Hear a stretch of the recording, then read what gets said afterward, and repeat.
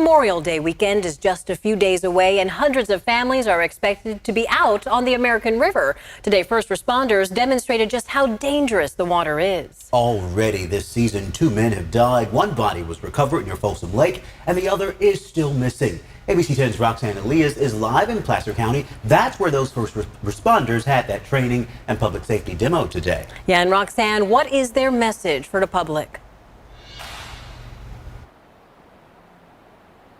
Lauren, Chris, the message is plain and simple. Stay out of these waters. It's part of the Be River Wise campaign that's helping visitors and residents here know the risks that they take when they come out here.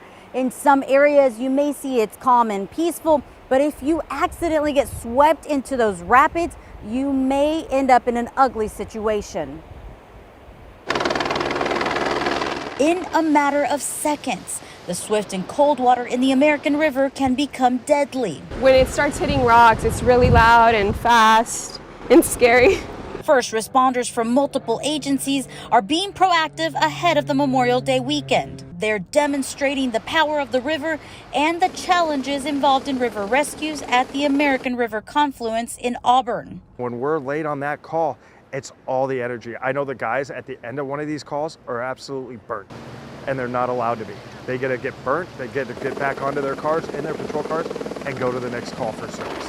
So it's a huge strain when those calls happen. Officials today calling out men ages 16 to 24 years old after noticing a trend recently. Challenging themselves to jump in the river, to swim across the river, challenging their friends. These situations so often ends in tragedy. It's an unnecessary challenge. The issue here is a 22-year-old has already lost his life after being swept away in April, and a second man is still missing. A lot of things go through our minds, and it's really important to, when that call comes in, gathering the facts and the information. The Placer County Sheriff's Office says they have the people to go to the rescues, but it also means having to pull from staff. We have to pull from other places, which means other deputies are having to backfill those calls for service. And that means some of those cold paper calls or whatnot, we have to prioritize those now.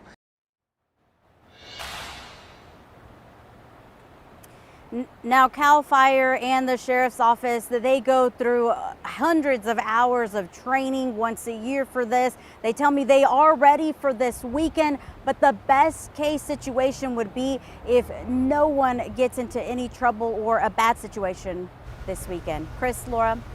Yeah, that is such a good reminder that even if you think you are a good swimmer, the reality of being in that water that you've been showing us, Roxanne, is such a different story. But if you need a life vest for yourself or your child, you can borrow one from stations on the American River Parkway. You can find more lists on our website, abc10.com. Roxanne Elias, thank you.